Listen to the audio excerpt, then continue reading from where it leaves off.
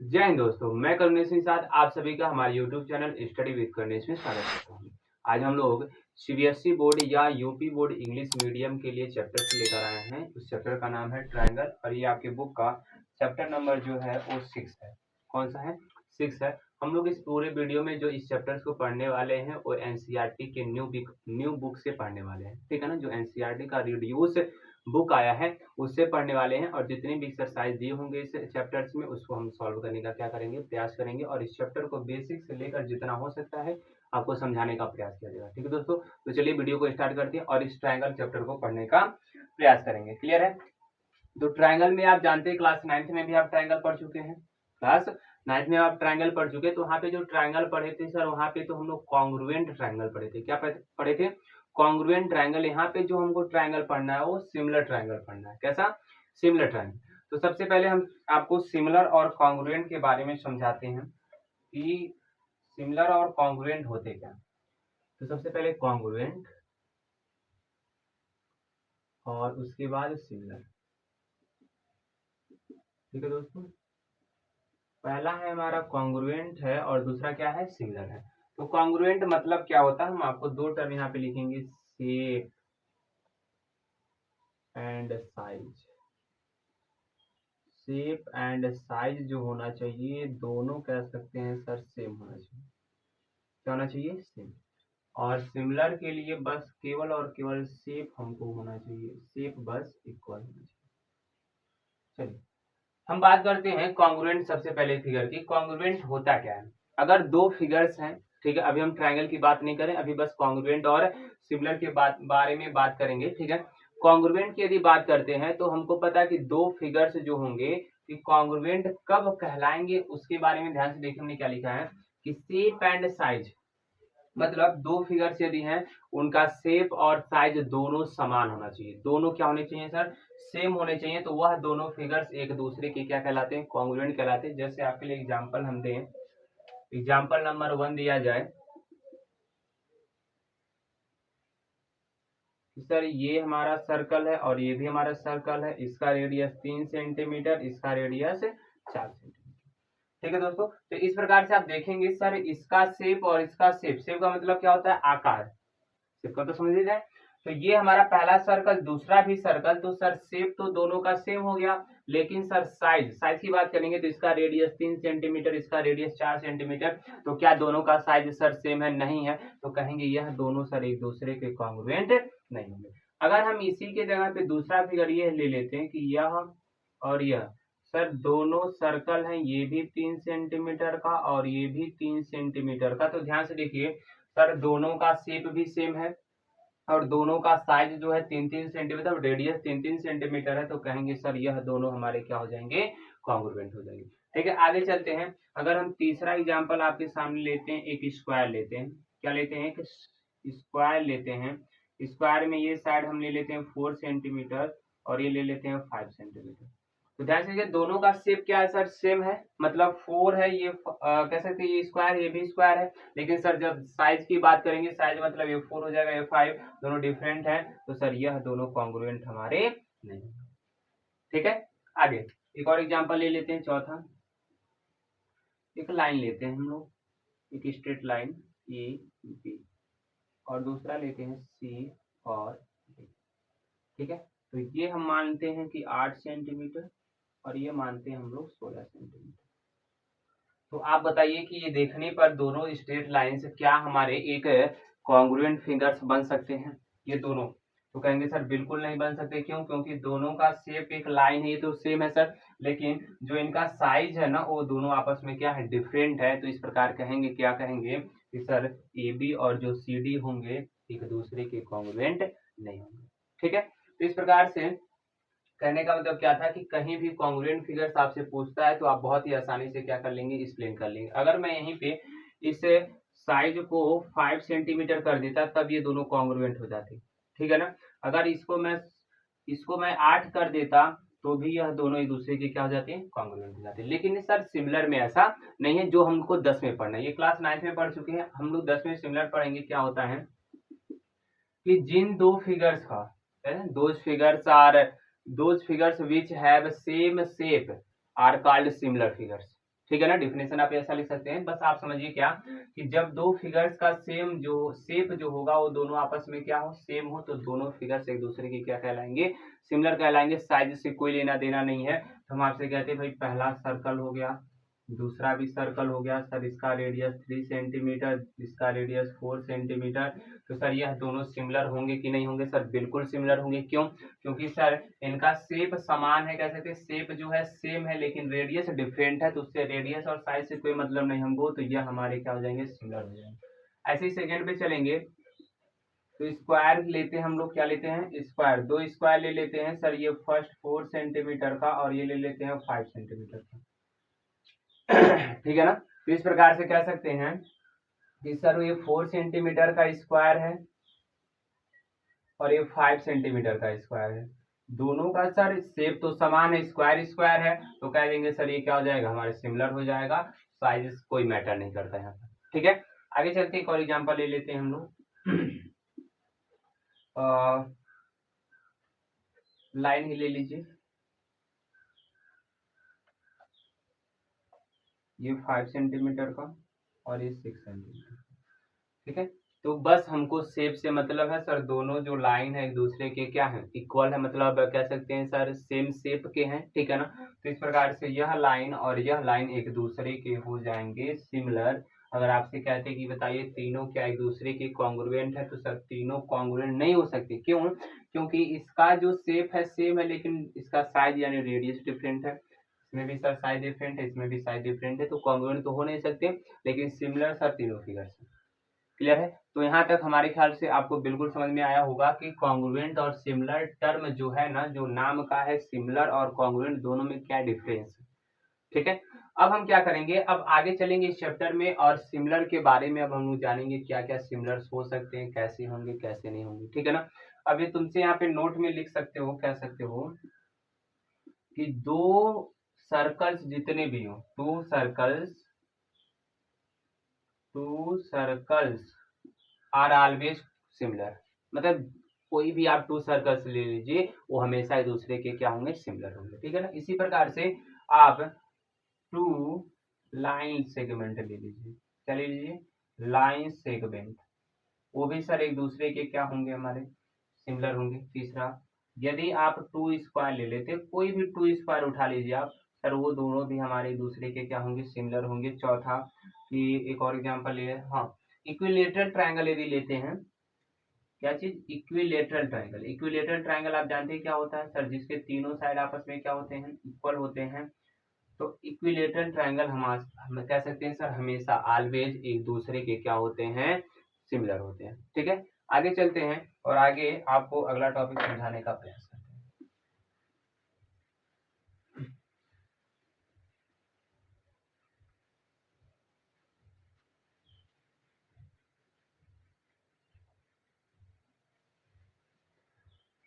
अगला टॉपिक देखेंगे तो हमारा अगला टॉपिक है सिमिलर पॉलीगन्स। क्या है, सिमिलर पॉलीगन्स। अभी तक हम सिमिलर टर्म से परिचित हो गए, उनका इंट्रोडक्शन ले लिया गया, सिमिलर व्हाट इज सिमिलर, क्या होता है सर। ठीक है ना। तो अब हम लोग इस टॉपिक मतलब अगले टॉपिक में पढ़ने वाले सिमिलर पॉलीगन्स, ये एक्चुअली में है क्या, ध्यान से देखेंगे।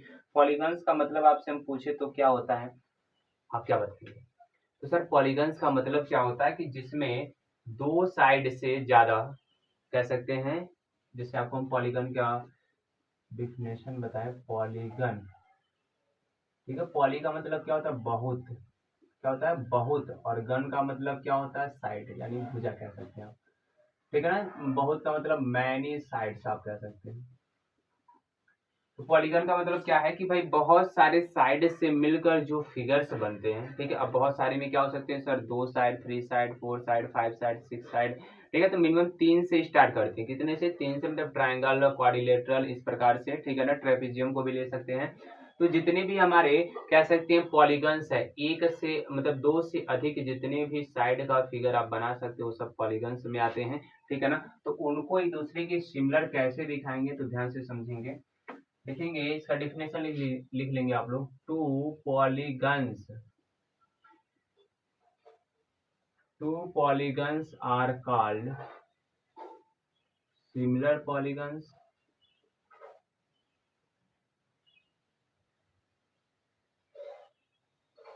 पॉलीगन्स इफ पहला कंडीशन इसमें क्या है, their corresponding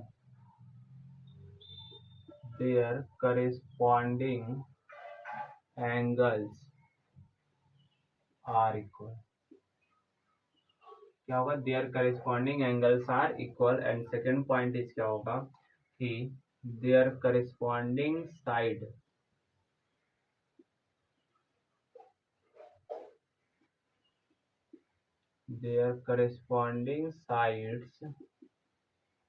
are in the same ratio,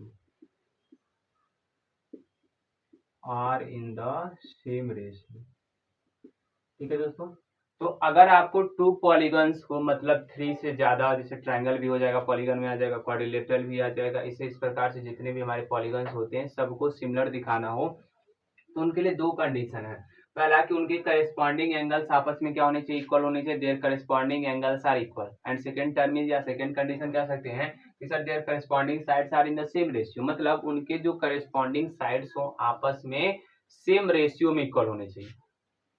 क्या होने चाहिए, सेम रेशियो में इक्वल होना चाहिए। जैसे ध्यान से देखिए, हम आपको एग्जाम्पल के थ्रू समझाना चाहेंगे। तो एनसीईआरटी का पहला एक्सरसाइज जो दिया 6.1, हम उसको सॉल्व करते हुए आपको एक्सप्लेन करते हैं, ठीक है ना। तो जब इसमें पहला सवाल आप देखेंगे 6.1 का, तो 6.1 का जो पहला सवाल दिया है, कह रहा है fill in the blanks.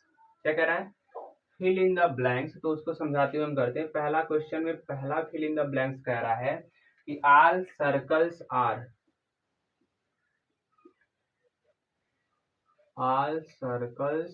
Dot dot dot, और आपको यहाँ पे भरना है ना कॉन्ग्रुएंट या तो सिमिलर,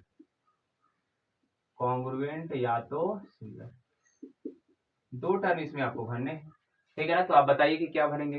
भाई कह रहा है ऑल सर्कल्स आर, हमने अभी को आपको बताया कि जितने भी सर्कल्स होंगे वो एक दूसरे के क्या होते हैं, ईच अदर कह सकते हैं सर, सिमिलर होते हैं। कॉन्ग्रुएंट तभी होंगे जब उनका साइज एक दूसरे के क्या आएगा, सेम आएगा, ठीक है ना। तो यहाँ पे सर आप भर देंगे क्या, सिमिलर। क्या भर देंगे, सिमिलर। जब सेकेंड पॉइंट पे इस पे चलेंगे तो इसमें सेकेंड पॉइंट दिया कि ऑल स्क्वायर, सर देख लीजिए जो हम आपको बताएं बिल्कुल वही कह रहा है कि सर ऑल स्क्वायर्स आर, यह क्या होते हैं। तो इसमें इसमें भी यही दे दिया कि सिमिलर और कॉन्ग्रुएंट आपको क्या करना, भरना। तो जितने भी हमारे स्क्वायर होते हैं अगर कॉन्ग्रुएंट ना कह के आप सिमिलर कहेंगे तो सबसे परफेक्ट होगा। क्यों, क्योंकि स्क्वायर में हो सकता है कि कुछ में एक का साइड 4 हो, एक का साइड 5 हो, तो कॉन्ग्रुएंट तो हो नहीं पाएंगे भाई। तो इसलिए कहेंगे सर ये क्या होंगे, ये भी हमारे सिमिलर होंगे, ठीक है ना। तीसरा पॉइंट देखिए, तो कह रहा है कि आल डैश आर, नहीं ट्राइंगल यहाँ पे लिखा, triangles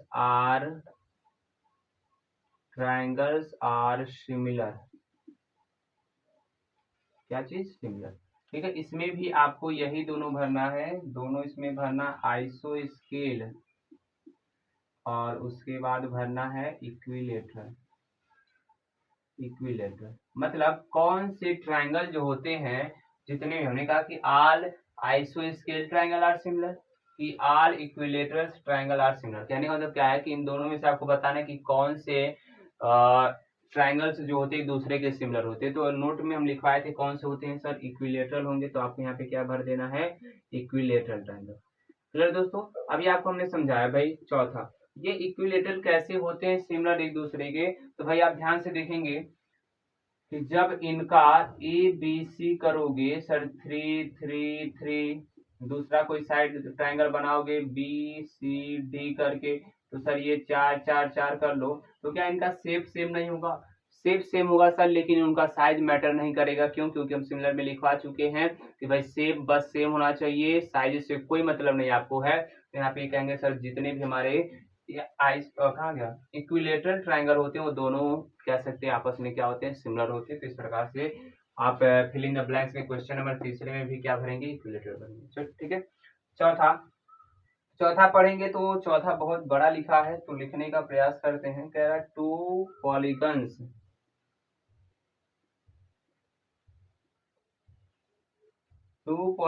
of the same number of side of the same number of side, उसके बाद क्या कह रहा है कि आर सिमिलर इफ, इसमें दो कंडीशन बना दिया कि पहला their corresponding angles, their corresponding angles are, अब डैश कर दिया full stop.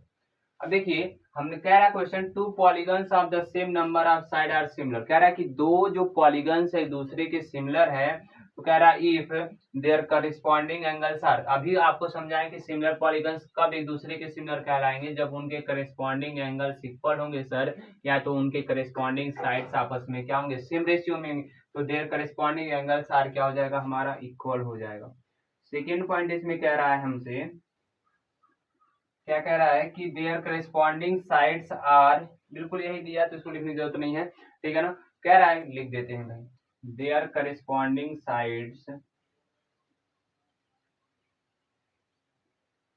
There corresponding sides, ठीक है, आर, क्या दिया है, साइड्स आर प्रोपोर्शनल, अब प्रोपोर्शनल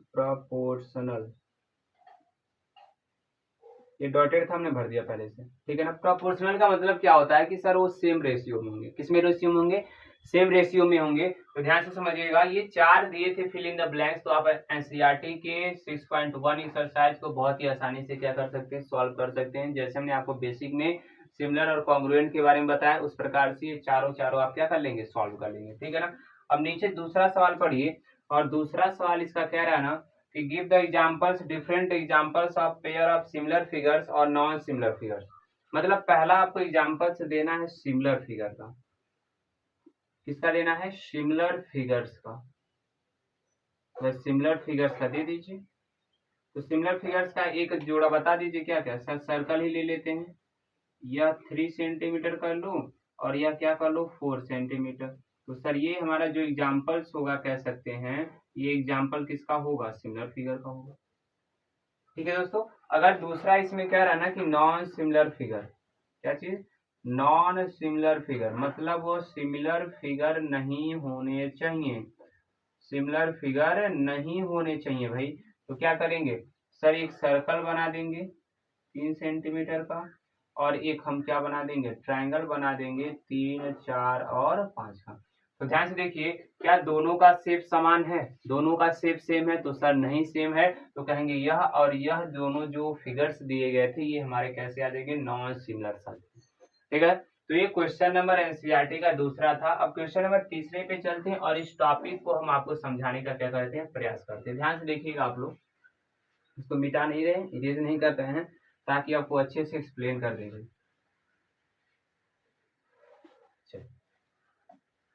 फिगर्स पहले क्या कर लेते हैं, ड्रॉ कर लेते हैं।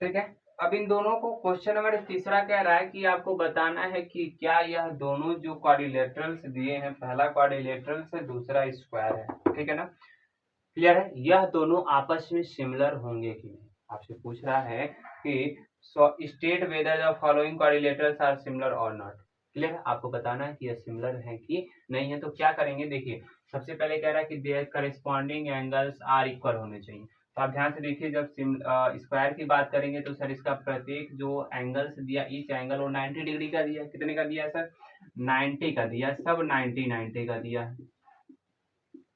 लेकिन जब इस क्वाड्रिलेटरल की बात करेंगे तो इस क्वाड्रिलेटरल का कोई भी एंगल नहीं दिया है, यानी कह सकते हैं सर कोई भी जो एंगल है उनको पता नहीं है, कोई भी एंगल नोन नहीं है, ठीक है ना। तो इस प्रकार कह सकते हैं जब इसका करेस्पॉन्डिंग एंगल ही आपस में इक्वल नहीं होगा तो सर दोनों जो फिगर्स होंगे वो एक दूसरे के सिमिलर नहीं होंगे, एक दूसरे के सिमिलर नहीं होंगे। अब आप क्या करेंगे, जैसे देखिए their corresponding sides are in the same ratio, sir ये मतलब क्या है इसको समझाते हैं। अच्छा, करस्पॉन्डिंग का मतलब आप समझ रहे हैं कि नहीं समझ रहे हैं? बिल्कुल समझ रहे होंगे, अगर नहीं समझ तो ध्यान से देखिए। ये P इसको उठाइए और इस पे रखने का प्रयास करिए, तो देखिए और हम आप कहेंगे इसको पकड़ के इस पे रखेंगे तो P के जगह पे कौन आएगा, A के जगह पे, यानी P कहेंगे, P का करस्पॉन्डिंग एंगल हो जाएगा A, Q का करस्पॉन्डिंग एंगल B, R का C और सर S का कौन हो जाएगा D हो जाएगा, ठीक है। अब हम क्या करते हैं, रेशियो निकालने का प्रयास करते हैं, तो PQ। अब उसी प्रकार फिर सोचिए कि जब इसको उठाकर इस पे रखेंगे तो जो PQ साइड होगी क्या AB पर आएगा, बिल्कुल आएगा, तो PQ अपान AB निकाल दीजिए। सर PQ 1.5 है, नीचे AB कितना है सर 3 है, ठीक है, 3 से इसको डिवाइड कर दीजिए तो 0.5 आ जाएगा, ठीक है। ऐसे इसे QR और BC का निकाल लीजिए, QR अपान BC, तो सर ये भी आ जाएगा 1.5 अपान 3 से कट जाएगा 0.5, ठीक है। फिर ऊपर का निकाल लीजिए, RS upon CD is equal to 1.5 upon 3 से डिवाइड कर दीजिए 0.5, और इस प्रकार से निकालेंगे SP अपान ED, देयरफॉर सर 1.5 अपान 3 से डिवाइड हो जाएगा तो 0.5, सभी का रेशियो सेम आ गया। तो ये लिखा है कि their corresponding sides are in the same ratio, तो सभी का रेशियो जो आ गया कैसा आ गया, सेम आ गया, ठीक है ना। तो सर इसमें तो एक ही कंडीशन कह रहा है, सेटिस्फाई कर रहा है, लेकिन पहला कंडीशन तो सेटिस्फाई ही नहीं हुआ, तो कहेंगे कि पहला जो फिगर से दिया था और दूसरा फिगर मतलब पहला क्वाड्रिलेटरल दूसरा स्क्वायर एक दूसरे के सिमिलर नहीं है, ठीक है। आगे चला जाए।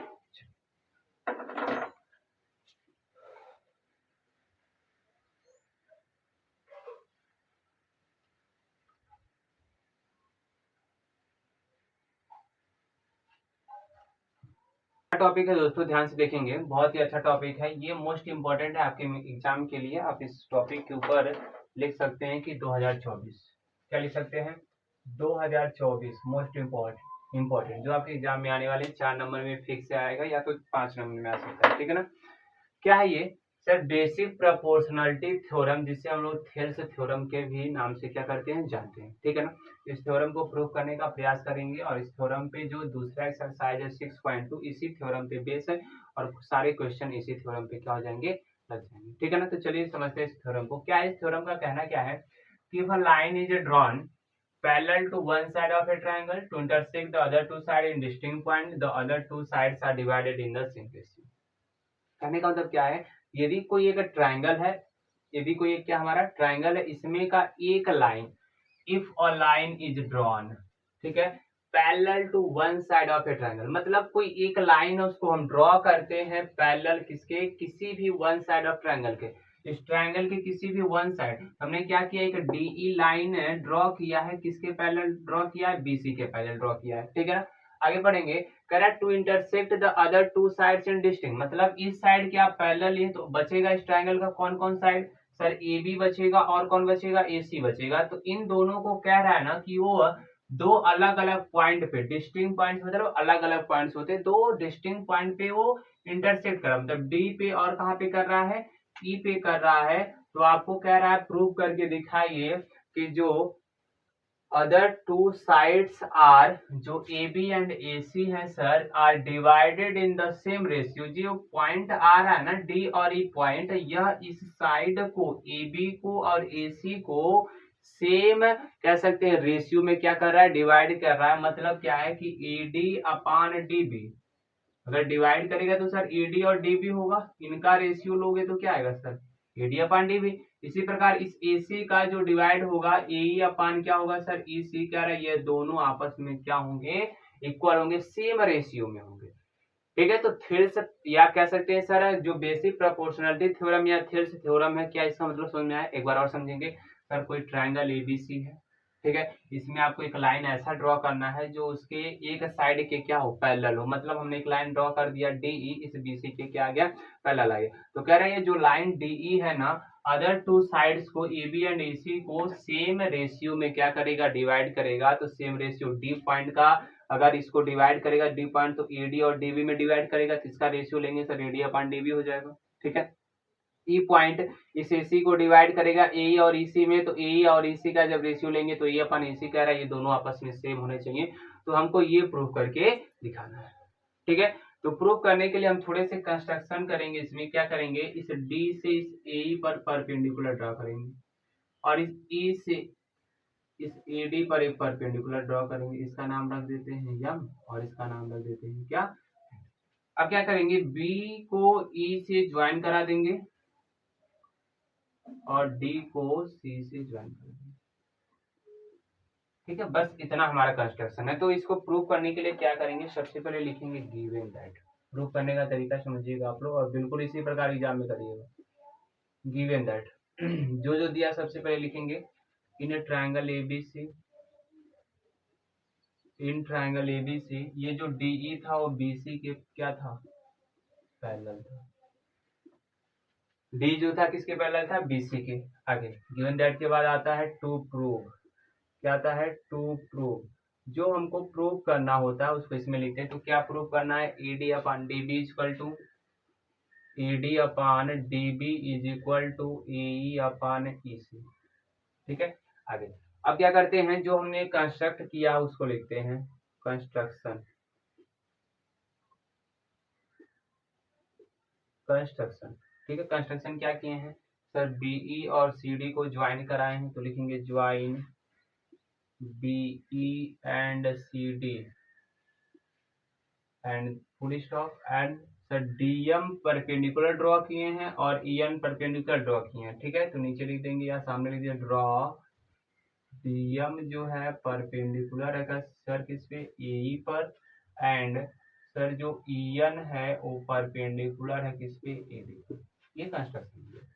अब चौथा जो पॉइंट होता है प्रूफ, इसी में हमको प्रूफ करना है। तो चलिए भाई प्रूफ करते हैं। सबसे पहले हम क्या लिखते हैं कि इस ट्रायंगल ए डी ई का एरिया निकालते हैं। किसका, लिखेंगे area of triangle A D E when base is AD. ठीक है, हम इस एडीई का एरिया निकालने जा रहे हैं। ध्यान से समझिए, जैसे हम कर रहे हैं वैसे बिल्कुल क्लियर करते रहिएगा। हम क्या करेंगे, एडीई का एरिया निकालने जा रहे हैं। तो एडीई का एरिया निकालेंगे जब हमारा बेस क्या हो सर, एडी हो। तो हमको पता है कि सर एरिया, इसको ऐसे रिप्रेजेंट करते हैं, लिखते रहिएगा, होता है 1/2 into base into height, base into height. ठीक है, तो आपसे हम कहें कि भाई इस ट्रायंगल एडीई का बेस क्या है और हाइट क्या है, तो आपको थोड़ा सा एक्सप्लेन करते हैं। ए बी सी, अगर ए से हम किसी बीसी पर परपेंडिकुलर ड्रॉ करते हैं तो यही जो एडी होगा सर, ये एडी हमारा क्या कहलाता है, हाइट कहलाता है। और जिस पे ये परपेंडिकुलर होता है उसे बेस कहते हैं। क्या कहते हैं, बेस कहते हैं। तो यदि तुम एडी को देखोगे तो एडी बेस माने हो ना, तो एडी बेस पर परपेंडिकुलर कौन है, एडी है। तो यहाँ पे एडी बेस पे परपेंडिकुलर कौन है, ईएन है। तो सर ईएन जो होगा इसका हाइट हो जाएगा, क्या हो जाएगा, हाइट हो जाएगा, और बेस तो सर हमारा क्या हो जाएगा, एडी हो जाएगा। इसे इक्वेशन नंबर आप क्या कर देंगे, फर्स्ट, क्या कर देंगे, फर्स्ट। अब आपको क्या करना है, इस बी डी ई का एरिया निकालना। And area of triangle B D E, ठीक है ना। तो वेन यहाँ पे अगर आपको लिख देता हूँ ताकि आपके लिए सही रहेगा, when base is BD, when base is, तो इसका सिंबल आप उसी प्रकार लिखेंगे, क्या, area of triangle BDE is equal to 1/2 into base into height. तो बहुत सिंपली तरीके से प्रूफ आप कर सकते हैं। तो area of triangle BDE is equal to हमारे पास आ जाएगा 1/2। ठीक है, बेस तो हम पहले बता दिए क्या है BD। अब हाइट की बात करते हैं, ठीक है ना। हम आपको दूसरा फिगर बनाते हैं आपके लिए।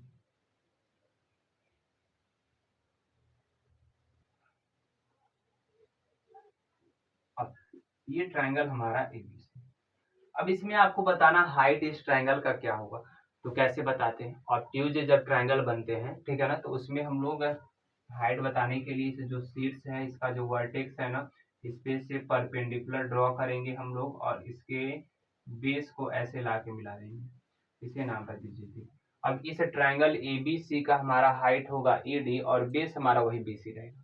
बेस हमारा क्या रहेगा, वही BC रहेगा। तो ध्यान से देखिए इस BDE को, तो BDE को देखेंगे तो E से परपेंडिकुलर डाला गया है N तक और इस BD को आगे तक बढ़ा दिया गया। इस BD को आगे तक क्या कर दिया गया, बढ़ा दिया। ध्यान से देखिए यही वाला फिगर बन रहा है सर, BDE E से इस पे परपेंडिकुलर डाला गया N तक आया और इसको मिला दिया। तो कहेंगे सर आधा बेस तो हमारा BD होगा, हाइट क्या हो जाएगा, EN हो जाएगा और ये इक्वेशन नंबर हमारा हो जाएगा। अब आप क्या करिए ना, फर्स्ट और सेकेंड का डिवाइड कर दीजिए by equation first and second, क्या लिख सकते हैं, dividing equation first and second, ठीक है ना।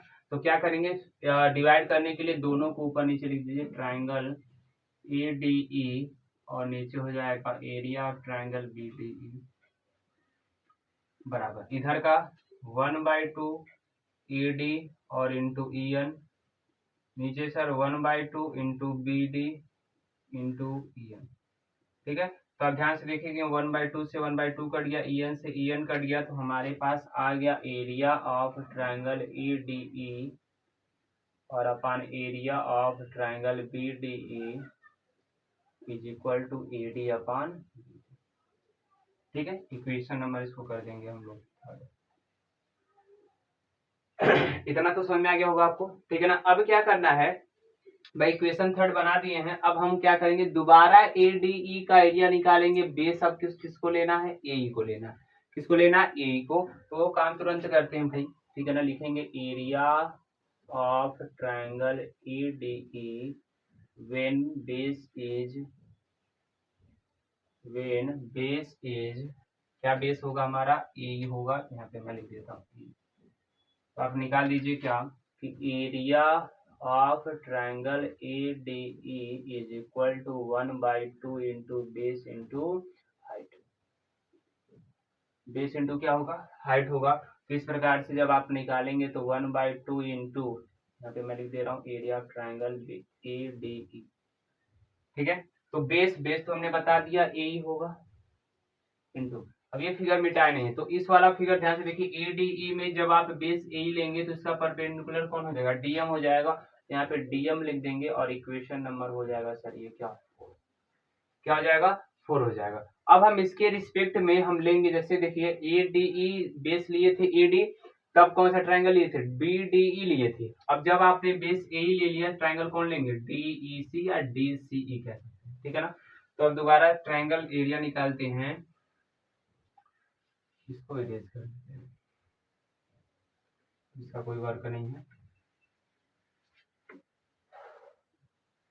Area of triangle DEC when base कौन सा लेंगे, EC, ठीक है। तो इसका एरिया क्या आएगा, बोलिए। तो सर इसका फॉर्मूला पहले लिख देते हैं, 1/2 इंटू बेस इंटू हाइट। तो आप ध्यान से देखेंगे बेस तो हमने लिख दिया, क्या होगा सर, बेस तो आपने लिखा EC होगा इंटू हाइट की बात करते हैं तो हाइट थोड़ा सा आप देखेंगे, तो जैसे हम इसमें आपको बताए थे BDE में, तो BDE में E से परपेंडिकुलर डाला गया था, EN हमारा हाइट आया था। उसी प्रकार से आप जाएंगे, जब CED में जाएंगे तो D से परपेंडिकुलर डालिए कहाँ पे, M पर, तो सर DM जो होगा हमारा क्या हो जाएगा, हाइट हो जाएगा। और ये इक्वेशन नंबर 4 तक बना था, इक्वेशन नंबर हो जाएगा, ठीक है। अब जैसे हम फर्स्ट और सेकेंड बनाते तो फर्स्ट का सेकेंड में डिवाइड किए थे, थर्ड बनाया, फोर्थ का फिफ्थ में डिवाइड करके 6 बनाएंगे, ठीक है ना। तो लिखेंगे dividing equation fourth by fifth, ठीक है ना। डिवाइड कर दीजिए, तो area of triangle ADE upon area of triangle DEC is equal to 1/2, sir इसका राइट साइड क्या है, 1/2 AE इंटू DM है, AE इंटू क्या है, DM है, और नीचे 1/2 इंटू सर इसका क्या है, 1/2 EC इंटू क्या है, DM। तो सर जो कट रहा है उसको कैंसिल कर देंगे, DM से DM कैंसिल हो गया, 1/2 से 1/2 कैंसिल हो गया, तो हमारे पास बच जाएगा एरिया ऑफ ट्राइंगल EDE और upon area of triangle DEC। Therefore सर आ गया हमारे पास E/EC, इक्वेशन नंबर बन जाएगा 5 तक बना था, इसको इक्वेशन नंबर क्या कर देंगे 6। यहाँ तक आपको कहानी समझ में आ गया होगा। थोड़ा सा बड़ा थ्योरम है, ठीक है ना, बस आराम से देखते रहिएगा। सबसे पहले हमने क्या किया, उसके बाद क्या किया, क्वेश्चन नंबर 6 बन गया। अब ध्यान से देखेंगे, जो हमारे 6 इक्वेशन बना है ना, 6 इक्वेशन का राइट साइड देखेंगे E/EC आ गया है, और थर्ड इक्वेशन का AD/BD। तो सर हमको AD/BD का इक्वल चाहिए, AE/EC की इक्वल चाहिए। तो अब देखिए क्या यह लेफ्ट साइड दोनों का बराबर है, तो सर लेफ्ट साइड का ऊपर का बस साइड बराबर है, लेकिन नीचे DEC दिया है, यहाँ पे BDE दिया है, ठीक है ना। तो इन दोनों को बराबर करते हैं। बराबर कैसे करेंगे, आपको 9th क्लास में याद होगा कि यदि दो पैरेलल लाइंस हैं, दो पैरेलल लाइंस हैं, और इसके बीच में जितने भी हमारे फिगर बनते हैं, ट्रायंगल बनते हैं, सबका एरिया क्या होता है, सेम होता है विद द सेम बेस पे, विद द सेम बेस पे। कहने का मतलब क्या है कि एक ही बेस और दो पैरेलल लाइंस के बीच में बने ट्रायंगल्स का जो एरिया होता है आपस में क्या होता है, सेम होता है। तो उसी थ्योरम का यूज करके हम लोग प्रूव करेंगे। तो नीचे लिखेंगे क्या, वी नो दैट, क्या सिंस लिख सकते हैं, सिंस ट्रायंगल कौन कौन, DBE, triangle BDE and triangle DEC are in two parallel lines, are in the two parallel lines and on the same base, so क्या लिखेंगे, एरिया ऑफ ट्राइंगल BDE जो होगा वो बराबर होगा area of triangle DEC। Clear दोस्तों, बस हम लोग का प्रूफ होने वाला है कि जब भी हम कहेंगे, ये 9th क्लास में थ्योरम पढ़ चुके हैं कि दो पैरेलल लाइंस है और इसके बीच में दो ट्रायंगल बने हैं इस प्रकार से, और सभी का बेस क्या हो, समान हो, तो दोनों एक दूसरे के क्या होते हैं, दोनों एक दूसरे के एरिया उनका सेम होते हैं। तो उसी का यूज कर रहे हैं सर, BDE का एरिया आ गया किसके इक्वल, DEC के, ठीक है ना। अब किसी भी इक्वेशन में इसकी वैल्यू पुट कर दीजिए, तो इक्वेशन नंबर पुट कर दीजिए थर्ड में ही, ठीक है ना। तो बाई इक्वेशन थर्ड कह दीजिएगा आप लोग, फ्रॉम इक्वेशन लिखेंगे, फ्रॉम इक्वेशन थर्ड। तो थर्ड में हम BDE के जगह पे क्या रखने जा रहे हैं, DEC। तो हो जाएगा क्या, एरिया ऑफ ट्रायंगल EDE और upon area of triangle DEC बराबर हो जाएगा AD/BD। इक्वेशन नंबर इसे कर देंगे 7, क्या कर देंगे 7, ठीक है ना। देखिए इसी का यूज हमने क्या कर दिया इक्वेशन नंबर फर्स्ट में। अब इक्वेशन 7 को ध्यान से देखिए और इक्वेशन नंबर 6 को देखिए, क्या दोनों का लेफ्ट साइड बराबर है, बिल्कुल बराबर है सर। तो राइट साइड ऑटोमेटिक क्या हो जाएगा, बराबर हो जाएगा। यहाँ लिख देंगे from equation 6, from equation 6 and 7, 6 and 7 क्या हो जाएगा सर, ED/BD बराबर आ जाएगा AE अपान किसके, AE अपान, और यही आपको क्या करना था, प्रूफ करना था। आप यहाँ पे लिख देंगे हेंस प्रूफ, क्या चीज, हेंस प्रूफ, और हेंस प्रूफ का ये साइन होता, तो आप इस प्रकार से कर सकते हैं, ठीक है ना। देखिए थेल्स थ्योरम था, कह सकते हैं कि सर बेसिक प्रोपोर्शनलिटी थ्योरम था, जिसे हमने लगभग बहुत ही आसानी से आपको प्रूव कर दिया। बस थोड़ा सा लॉन्ग है, लेकिन जो प्रोसेस है वो बिल्कुल सेम टू सेम है, कि जैसे एक ट्रायंगल में किया वैसे दूसरे में करना था, और उसको एक दूसरे को लेकर हमने यहाँ पे प्रूव करके दिखा दिया कि ED/BD जो होगा E/बटे किसके बराबर होगा, इसी। तो दिमाग में जब भी हम कहें थेल्स थ्योरम का यूज करिए सवालों में, तो दिमाग में तुरंत आना चाहिए क्या चीज, कि ED/BD इक्वल टू AE अपान क्या होगा, इसी होगा। क्लियर दोस्तों, तो आगे चला जाए, और आगे चलेंगे तो इसके ठीक दो कह सकते हैं रिमार्क है, रिमार्क को समझने का प्रयास करते हैं, ठीक है ना, रिमार्क को समझने का प्रयास करते हैं।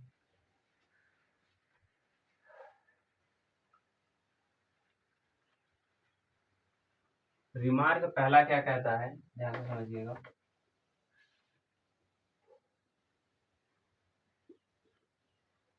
रिमार्क पहला क्या है कि क्या बाय थेल्स थ्योरम का यूज करेंगे, बाय थेल्स थ्योरम।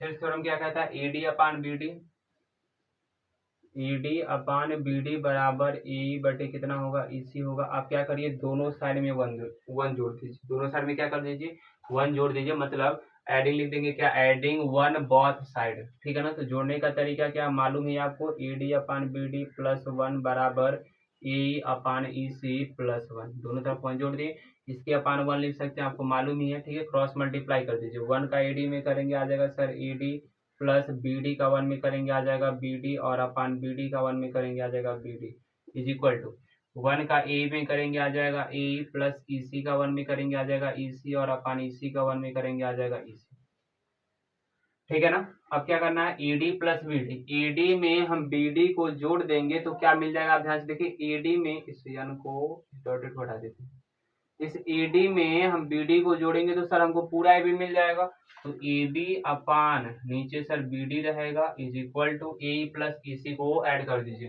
तो ए प्लस ईसी को ऐड करेंगे तो पूरा हमको मिल जाएगा क्या, ए सी, और अपान नीचे आ जाएगा सर कितना, ई सी।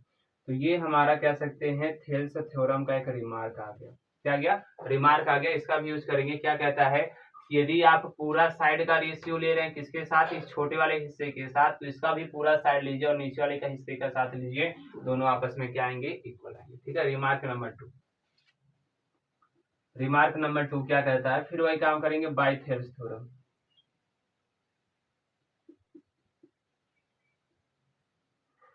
बाय थेल्स थ्योरम क्या होता है सर, ईडी अपान बीडी बराबर ए अपान ईसी, ठीक है। आप क्या करिए, इसको अपोजिट कर दीजिए, इसका अपोजिट क्या हो जाएगा, बी डी अपान ई डी, उल्टा कर दीजिए, मतलब ई सी अपान क्या आ जाएगा, ए आ जाएगा, ठीक है ना। अब क्या करिए, दोनों साइड में वन जोड़ दीजिए, दोनों साइड में वन जोड़ेंगे, एडिंग बोथ साइड, ये B D upon A D plus one बराबर ई सी अपान ए ई, और इसमें भी वन जोड़ते हैं, वन के नीचे वन लिख सकते हैं आप लोग, बिल्कुल लिख सकते हैं, ऐसा क्रॉस मल्टीप्लाई कर लीजिए, तो वन का बी डी में करेंगे B D, plus A D का वन में करेंगे ए डी, और अपान आ जाएगा ए डी बराबर वन का इसी में करेंगे ई सी, प्लस ए का वन में करेंगे ए ई, और नीचे आ जाएगा कितना, ए।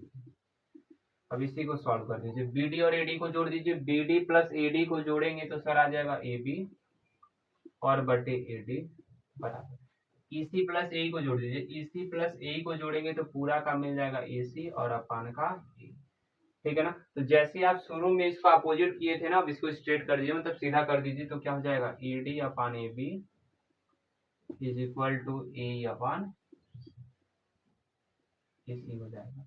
और इस प्रकार ये रिमार्क नंबर कितना आ गया, 2 आ गया। तो इन दोनों का यूज करेंगे तो हमारे पास तीन कह सकते हैं फॉर्मूले मिल गए। पहला ये खुद का थेल्स थ्योरम का कह सकते हैं कंडीशन मिल गया कि AD upon BD equal to A upon EC आ जाएगा, और उसके दो रिमार्क हैं या कोलोरली भी कहते हैं इसको, ठीक है ना, ए बी बटे B D equal to A C upon A सी, और दूसरा ए डी बटे ए बी बराबर ए बटे ए सी। मतलब क्या है कि एक बार पूरा हिस्सा लीजिए छोटा सा हिस्सा, तो इधर का भी पूरा हिस्सा और छोटा सा हिस्सा लीजिए तो दोनों का रेशियो लेंगे तभी सेम आएगा। या दूसरी बार पूरा हिस्सा लीजिए ऊपर वाला हिस्सा, फिर पूरा हिस्सा लीजिए फिर ऊपर वाला हिस्सा, दोनों का रेशियो लीजिए तो दोनों का रेशियो लेने पर सर दोनों एक दूसरे के क्या आएंगे, इक्वल आएंगे, ठीक है ना। तो ये हमारा था basic proportionality theorem, Thales theorem जिसे कहते हैं। एग्जाम में 6 या 5 नंबर में आपको मिलेगा, और 2024 में जो आप पेपर देने वाले हैं बिल्कुल उसमें ये आने वाला है, ठीक है। आगे चलते हैं और इसके अगले कुछ थ्योरम को पढ़ते हैं।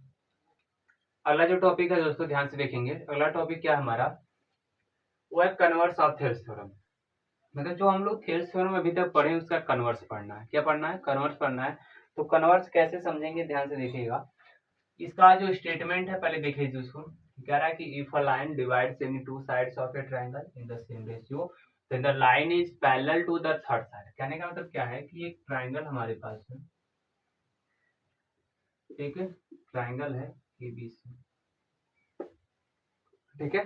क्या कह रहा है कि इफ अ लाइन जो है, if a line divides any to side of a triangle, कोई एक लाइन है जो किसी ट्रायंगल के दो साइड्स को डिवाइड कर रही है, ठीक है ना। ये कोई लाइन डीई जो है इसके दो साइड ए बी और ए सी को क्या कर रही है, डिवाइड कर रही है इन द सेम रेशियो।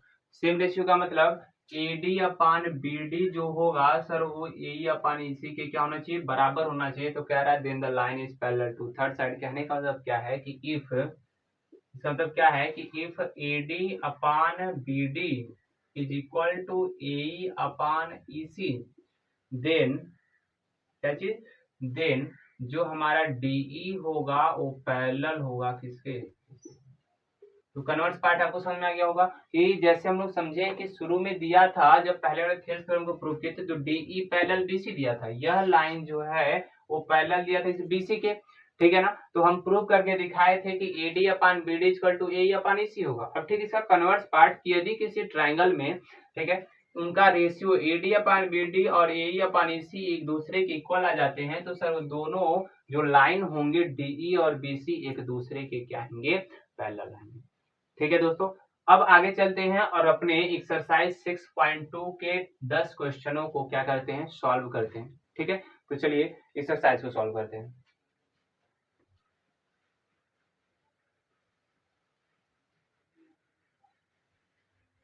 यहां से देखिएगा दोस्तों, एक्सरसाइज 6.2 का पहले सवाल में दो फिगर्स दिए हैं। पहला फिगर ये है, दूसरा फिगर ये है। आपसे कह रहा है क्वेश्चन में in the given figure DE parallel BC, जो ये DE लाइन हो BC के पैरेलल, यहाँ भी जो DE है वो किसके पैरेलल है, BC के। तो आपको फाइंड करना है फर्स्ट में EC की वैल्यू, मतलब इसमें EC फाइंड करना है और दूसरे में सर AD की वैल्यू फाइंड करना है। ठीक है ना। तो क्या करना, बहुत ही आसान है। जैसे सवाल आप यदि लगाते हैं तो सबसे पहले आपको लिखना पड़ेगा गिवन दैट, अगर बोर्ड एग्जाम में आप ट्राई कर रहे हैं तो। ठीक है, सबसे पहले आप लिखेंगे क्या, जो BC है सर वो पैरेलल है किसके, DE के। एंड जो डाटा दिया होगा, जैसे देखिए BD बराबर कितना दिया है 3 सेंटीमीटर, सर AE बराबर दिया कितना 1 सेंटीमीटर और AD बराबर दिया इसमें 1.5 सेंटीमीटर। तो आपको मालूम है जब यह लाइन जो है इस लाइन के पैरेलल होता है तो थेल्स थ्योरम लगा सकते हैं। ठीक है ना, तो बाय थेल्स थ्योरम लिखेंगे आप यहाँ पे, बाय थेल्स थ्योरम। क्या चीज, थेल्स थ्योरम के द्वारा सर AD अपान BD, आप इसी प्रकार हम लोग थेल्स थ्योरम को प्रूव किए थे। AD अपान BD जो होगा वो AE अपान EC के इक्वल आएगा। याद करिए, पीछे जाकर आप देख भी सकते हैं। ठीक है ना, वैल्यू पुट कर दीजिए। तो AD का मान दिया 1.5, BD की वैल्यू दिया sir 3 is equal to AE की वैल्यू दिया है 1 और नीचे EC हमको फाइंड करना, क्रॉस मल्टीप्लाई कर दीजिए। तो 1.5 इंटू EC बराबर 3 का 1 में करेंगे आ जाएगा 3।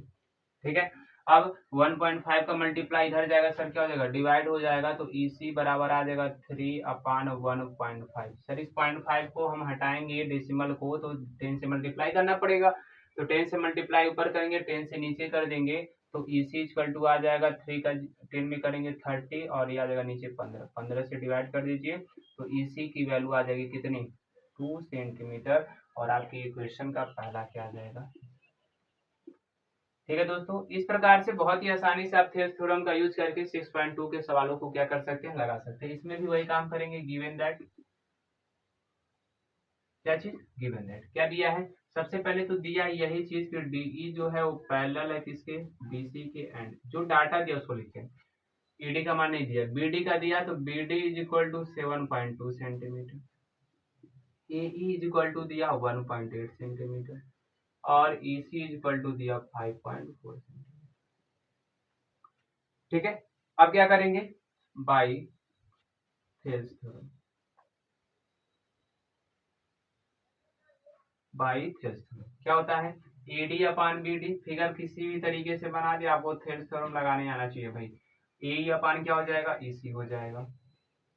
वैल्यू पुट कर दीजिए। तो AD की वैल्यू देखिए हमको फाइंड करना है सर, उसको वैसे रहने देंगे। BD की value 7.2 centimetre is equal to AE का वैल्यू दिया 1.8 एंड EC की वैल्यू जो है सर वो 5.4 है। क्रॉस मल्टीप्लाई कर दीजिए, इसको डेसिमल में चेंज कर लीजिए, आसानी से आ जाएगा। 10 से मल्टीप्लाई ऊपर कर देंगे, 10 से नीचे कर देंगे। बस आपको बता रहे हैं कैसे करते हैं भाई।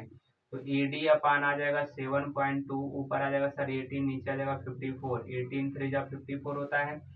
ठीक है ना, अब यहाँ से आपके पास आ गया AD अपान 7.2 बराबर 1 बाई कितना 3। 7.2 का इधर डिवाइड उधर जाएगा, क्या हो जाएगा, मल्टीप्लाई हो जाएगा। देयरफॉर AD की वैल्यू आ जाएगा 7.2 अपान का 3। 3 का डिवाइड कर दीजिए 7.2 में, तो 3 2 जा 6, 3 4 जा 24, तो ये हमारा आ जाएगा 3 4 जा 12 हो जाएगा, 24 नहीं होगा। तो इस प्रकार हमारे पास 2.4 सेंटीमीटर हमारा क्या आ जाएगा, आंसर आ जाएगा। ठीक है ना। तो ये पहले क्वेश्चन के 2 सवालों को आप बहुत ही अच्छे तरीके से क्या कर चुके हैं, समझ चुके हैं। चलिए क्वेश्चन नंबर चलते हैं दूसरे पे, और दूसरे को क्या करते हैं, प्रूव करते हैं। ठीक है।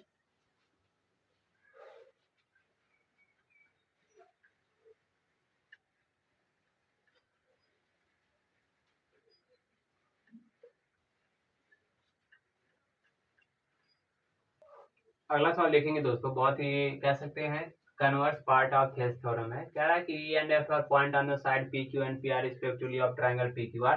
कोई ट्रायंगल पी क्यू आर है, उसके साइड पी क्यू और पी आर पर कोई ई और एफ पॉइंट्स है। ठीक है। कह रहा है for each of the following, नीचे 3 क्वेश्चन दिए गए, इसमें से आपको प्रूव करके दिखाना कि किस केस में ई एफ जो होगा क्यू आर के क्या होगा, पैरेलल होगा। तो सबसे पहले हम यहाँ पे फिगर बनाते हैं। क्या बनाते हैं, figure A, P Q R है ना, तो पी क्यू आर लिखेंगे, पी क्यू आर। कह रहा है पी क्यू पर जो है वो ई पॉइंट है और पी आर पे कौन है, एफ पॉइंट है। तो आपको दिखाना कि ई एफ जो होगा इस क्यू आर के क्या होगा, पैरेलल होगा। तो हम पहले सवाल को लगाते हैं। तो गिवन दैट में आप पूरा लिख लेंगे, गिवन दैट में आप क्या करेंगे, पूरा लिख लेंगे। ठीक है ना। तो गिवन दैट में जो भी दिया, P equal to 3.9 centimetre, E Q equal to 3 centimetre, P F equal to 3.6 metre, दोबारा आपको यहीं पे लिख देना है। ठीक है ना। तो चलिए हम लिख देते हैं, पीई बराबर 3.9 सेंटीमीटर, ई क्यू बराबर 3 सेंटीमीटर, पी एफ बराबर हो जाएगा 3.6 सेंटीमीटर, और एफ आर बराबर आ जाएगा 2.4 सेंटीमीटर। ठीक है। अब हमको क्या करना है कि जब भी प्रूफ करना होगा कि आपको दिखाना कि E F parallel Q R है या बी सी पैरेलल डी, जैसे हम लोग करते हैं कन्वर्स पार्ट ऑफ इसमें थेल्स थ्योरम में। तो कैसे करेंगे, आपको सबसे पहले इनका रेशियो निकालना पड़ेगा कि पीई अपान ई क्यू और P F upon F R का रेशियो निकालिए। ठीक है ना। तो रेशियो निकालते हैं नाउ। ठीक है। पीई अपान ई क्यू, सबसे पहले पीई अपान ई क्यू और इसकी वैल्यू निकाले। तो पीई अपान पी की वैल्यू 3.9 है और ई क्यू का कितना है, 3 है। ठीक है ना। डिवाइड कर दीजिए, तो 3 से आप मल्टीप्लाई कर दीजिए, तो आपके पास कितना आ जाएगा 10 से मल्टीप्लाई और डिवाइड कर दीजिए, तो आ जाएगा 39 ऊपर और नीचे 30, 3 से डिवाइड करें 13 और नीचे 10, देयरफॉर 13 अपान 10, इसका मतलब कि रेशियो 13 अपान 10 ही कर दीजिए। ठीक है, इतना रहने। एंड अब दूसरा रेशियो निकालिए किसका, P F upon F R का, P F upon F R का।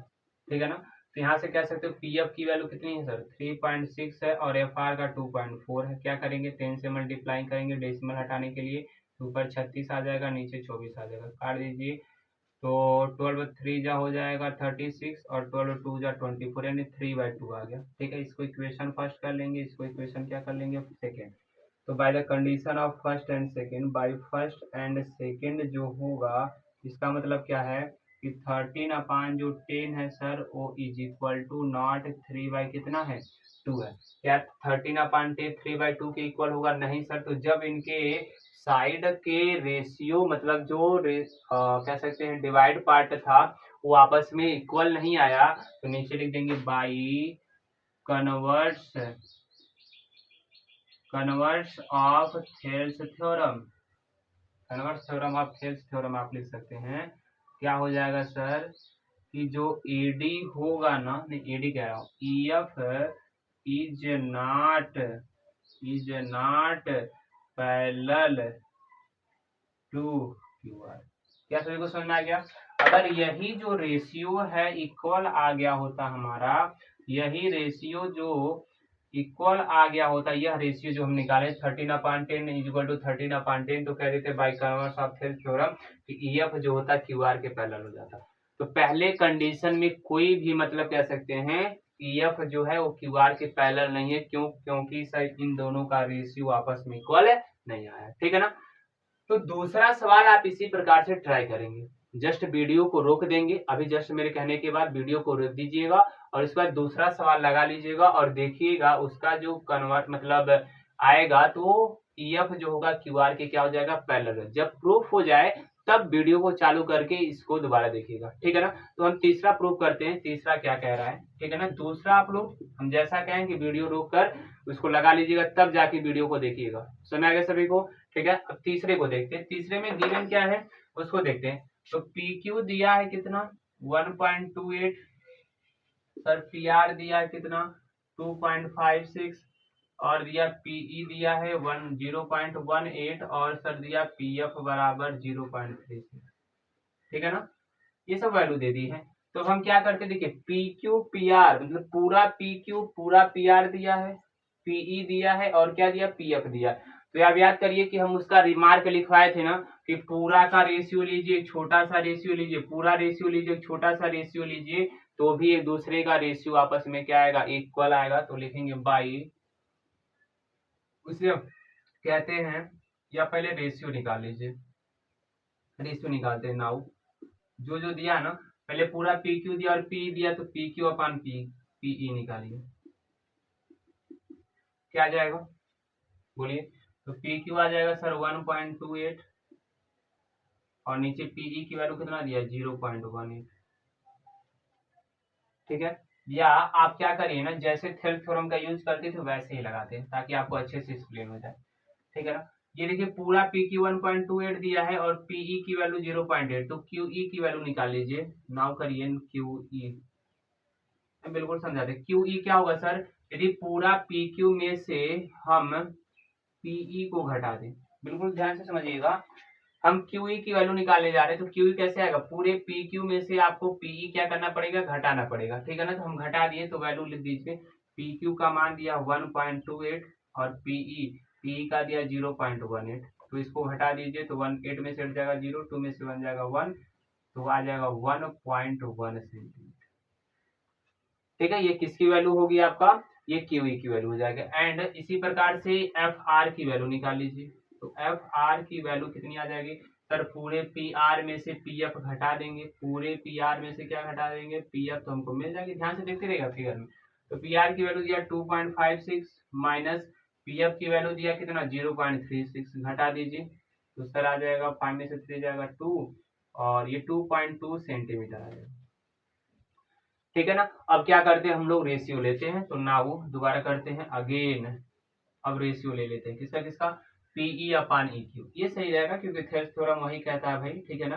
पीई अपान ई क्यू होगा, तो पीई की वैल्यू कितनी आई है, पीई कहा गया जी, पीई का मान 0.18, और नीचे ई क्यू का मान निकालें 1.1, ठीक है ना। तो यहाँ से कह सकते हैं सर 0.18 को अगर हटाया जाए, डेसिमल के बाद 2 प्लेस हैं, तो 100 से मल्टीप्लाई करेंगे तो ऊपर आ जाएगा 18 और नीचे आ जाएगा 110 आ जाएगा। 2 से मल्टीप्लाई कर दीजिए, मतलब डिवाइड कर दीजिए, 2 9 18 हो जाएगा, और 55 दूना 110, देयरफॉर आ जाएगा 9 बटे कितना 55, ठीक है ना। इसको इक्वेशन नंबर कर दीजिए फर्स्ट दोबारा।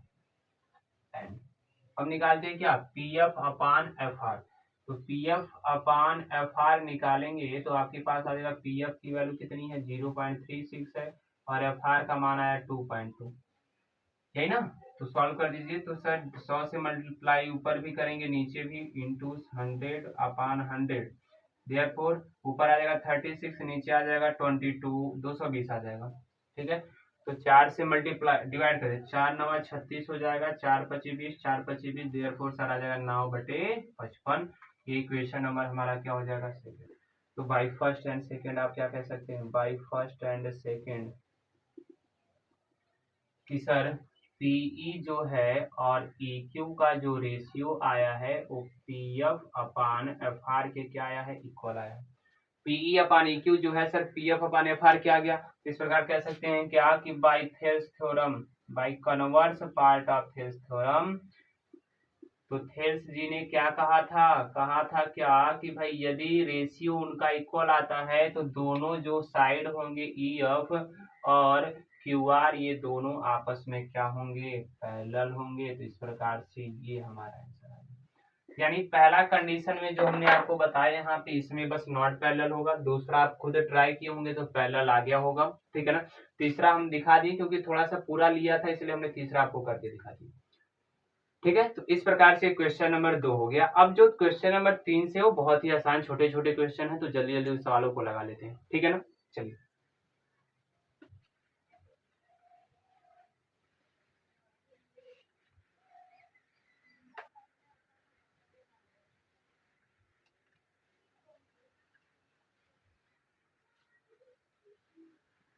अगला सवाल है दोस्तों, ध्यान से देखेंगे। क्वेश्चन नंबर तीसरा और चौथा बहुत ही आसान है सवाल, ठीक है ना। कहेंगे सर इतना आसान भी सवाल ट्रायंगल में आता है क्या, और यही सब घूम फिर के आपके एग्जाम में आने वाले हैं क्वेश्चन, ठीक है ना। ध्यान से देखेंगे, क्वेश्चन में कह रहा है ना कि इन फिगर 6.18, ये फिगर 6.18 था, इसमें कह रहा है एलियम जो है सीबी के पैरेलल है।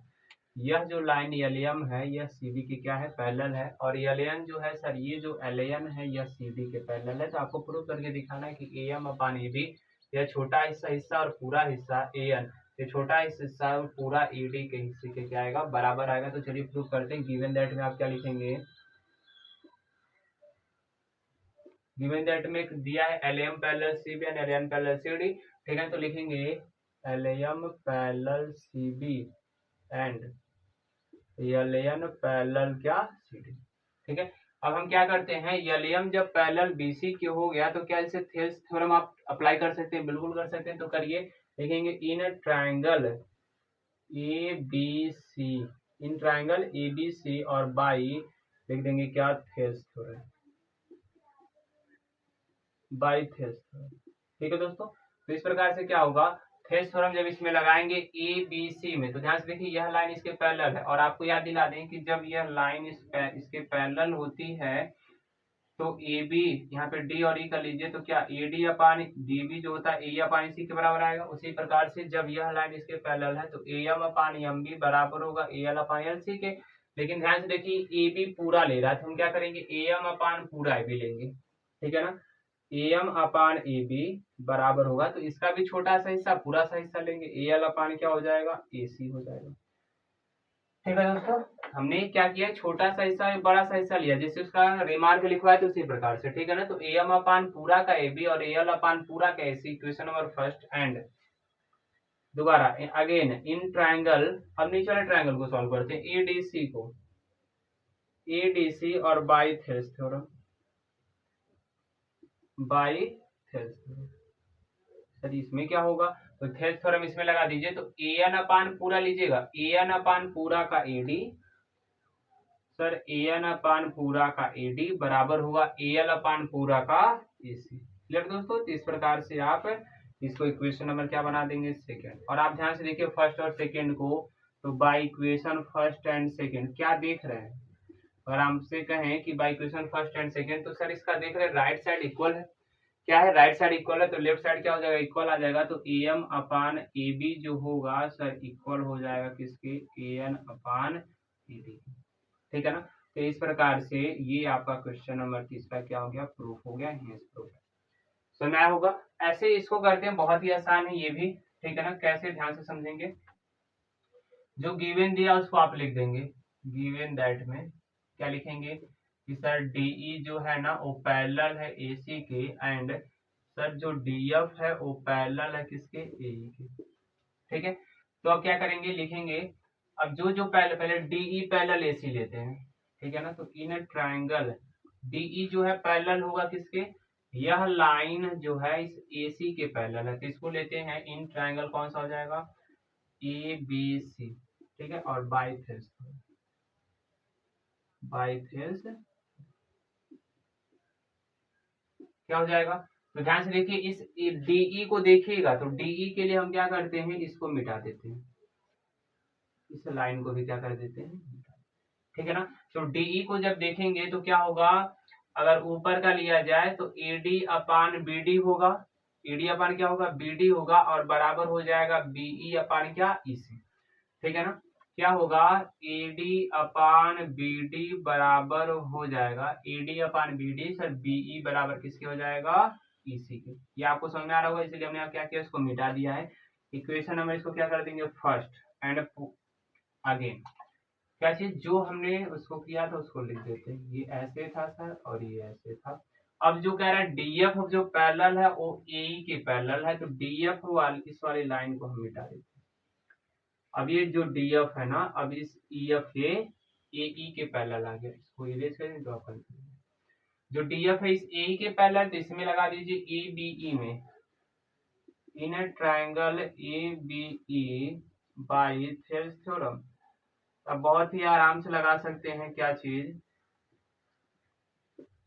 तो लगाएंगे, आएगा ए डी बटे डी बी, क्या आएगा ए डी बटे डी बी बराबर B F upon F E, यानी एफ बी लिख सकते हैं और अपान ई एफ।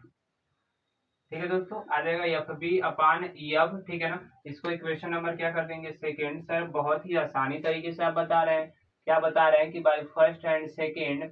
सर दोनों इक्वेशन को आप ध्यान से देखिए, तो क्या दिख रहा है कि सर इसका लेफ्ट साइड दोनों आपस में क्या है, इक्वल है, तो राइट साइड आपस में क्या हो जाएगा, इक्वल हो जाएगा। तो क्या आएगा आपके पास सर बीई अपान ई सी की जो वैल्यू आएगी ओ एफ बी अपान ई एफ के क्या आ जाएगा, इक्वल आ जाएगा। और आपको यही क्या करना था, प्रूफ करना था। ठीक है ना। तो ध्यान से देखिए, ये थोड़ा सा इधर उधर लिखा है ना, तो इसको सीधा करके लिख दीजिए क्या, कि एफ बी अपान ई एफ बराबर बीई अपान ए सी। अब जैसे लिखा आप चाहते हो उसी प्रकार लिखने के लिए तो भाई लिख दीजिए उसी, और ये आपका आंसर है। ठीक है दोस्तों, इस प्रकार से क्वेश्चन नंबर तीसरा और चौथा बहुत ही आसानी से आप क्या कर लिए, प्रूव कर लिए।